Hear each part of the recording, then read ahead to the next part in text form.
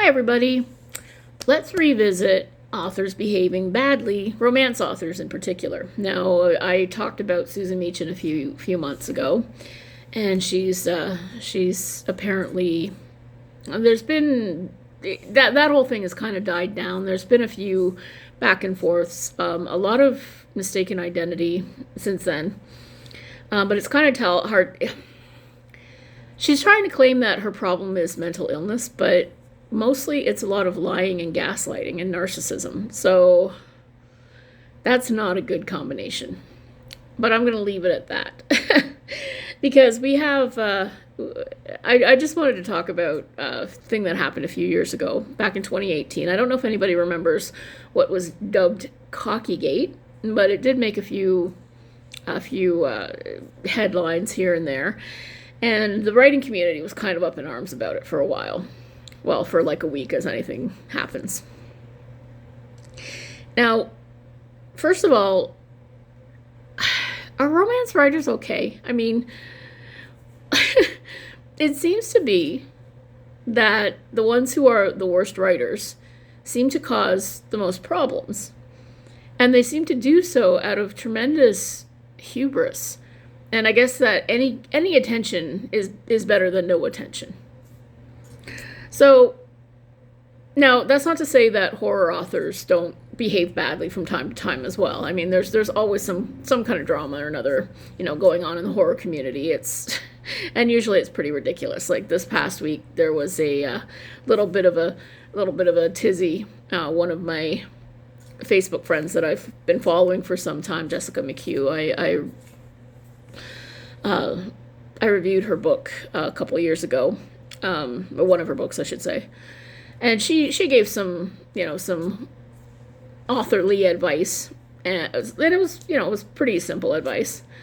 And then other authors started to chime in, and then, oh, I disagree, and if you're going to disagree, then blah, blah, blah, and use your full chest, and a lot of arguments and blocking went on, and, the usual just seems to happen. And what's always funny when these things come up is that half the time, there's always comments either from people that I've blocked or who have blocked me. So I see responses to people whose comments I can't see. So it's like this weird game of telephone. It gets really funny after a while. And I mean, obviously, like my takeaway is just that, if I had any advice to give any writer, it's do your research. Don't be an asshole.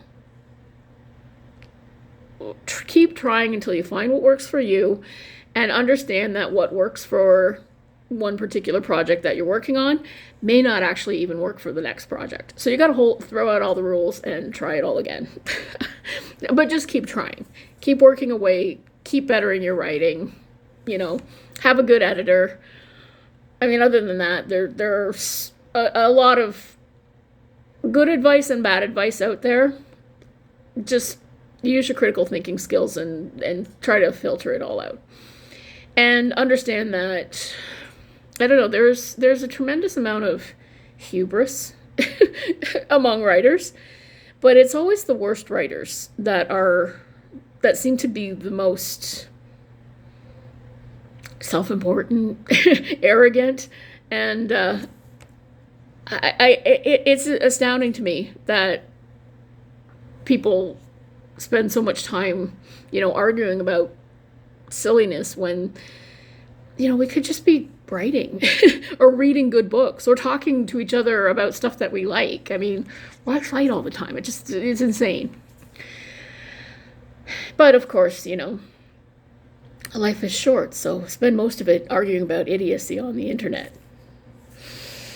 Anyway, back to romance authors behaving badly. Speaking of tremendous hubris. So a few years ago, this woman named Faleena Hopkins tried to copyright the word cocky because she had written a series of romance novels about these idiot brothers. Well, they're very hot, but also very arrogant and cocky. And their last name is Cocker, named for the singer Joe Cocker, because she just likes the name Cocker. Oh, and you'll hear the word cock come up quite a lot, so get ready for it. Maybe I should just make that sound. So she tried to trademark the word cocky, which isn't really something that is allowed, because apparently there's a lot of kind of gray area. But if it's a common word that's been around for a long, long time, then of course you can't copyright it because it's a word in the dictionary. Like, anybody can use it. You can't really copyright a title because, I mean, if you like take the word something like Dark Knight or, Evil of the Soul or something, and just put it into an Amazon book title search, and you're going to come up with hundreds of hits because it's just not an uncommon thing to call a book, right? So, two things that she tried to do. The first was to copyright the actual font that the word cocky was written in, which got her into some trouble because that was somebody else's copyright she was trying to copyright. And the other thing that she got into trouble for was simply that she was trying to, or actually she did copyright Cocky as a romance series. And so she sent cease and desist letters out, and Amazon pulled the series of a number of writers. And this obviously, I mean, it cost a lot of people time and money. They had to redo, their covers, their insides. It's not a matter of just changing a word in a listing. It's a lot of work. And then they had stuff that they had already printed, that they couldn't change, that they were just about to go on tour. And apparently this happened in the spring, which is like convention season. So a lot of people go to conventions and, they have all the stuff that they can't use, right? So it was a really rough time for a lot of writers.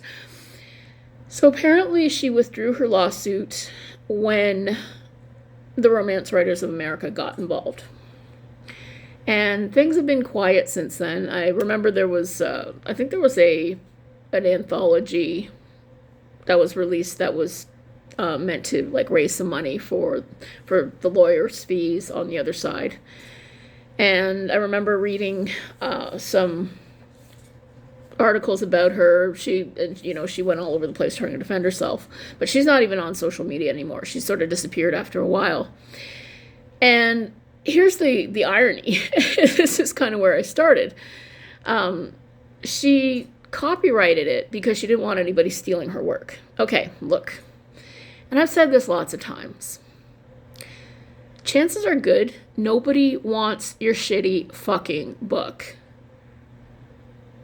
Like, flat out. When you write something, you own the copyright to it, and chances are good nobody fucking wants it anyway. So don't be so fucking arrogant as to do something like that, because you look ridiculous. Okay, that's my little rant over. So this week, the plot thickens.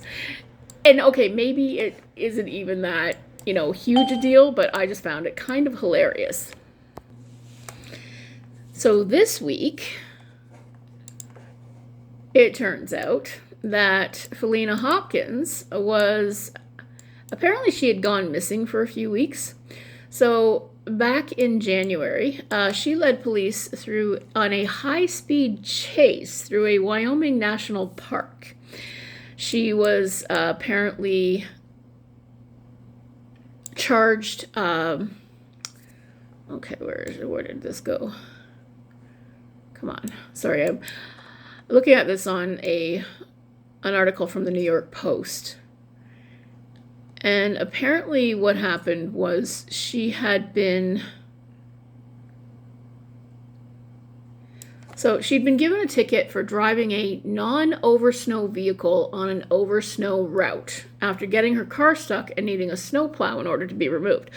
Okay, so not only is she cocky and arrogant, she is also an idiot and not very good at driving in the snow.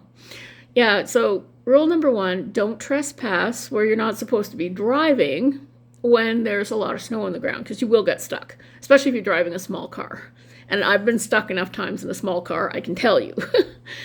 So after letting her go, cops tried to stop her again while she was parked in the highway at Jackson Lake Junction inside Grand Teton National Park, but Hopkins took off.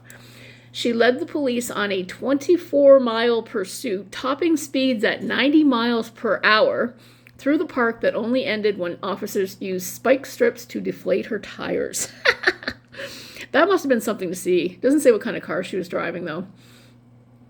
But it's also really dangerous, especially when the snow is that deep. And, I mean, not too long ago, Anne Heche crashed her car and passed away after a high-speed chase. So add dumbfuckery to the list of Faleena Hopkins' idiocy.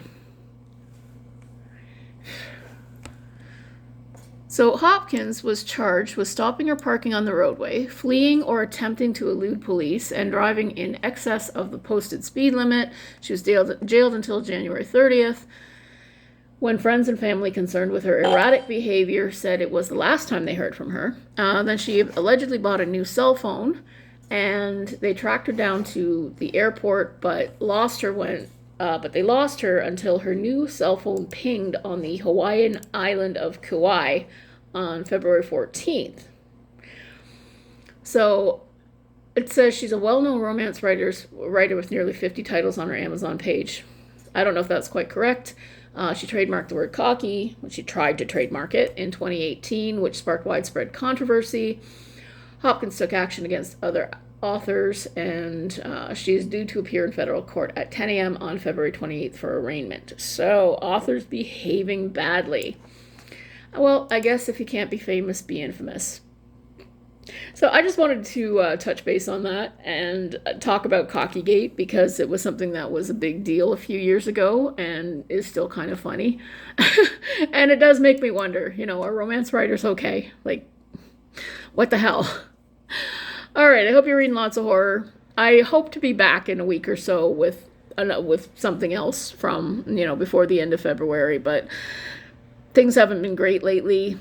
Getting a lot more worried. I still haven't heard from the board about another hearing, but hopefully things will be okay. Hope you're reading lots of horror. Have a great day.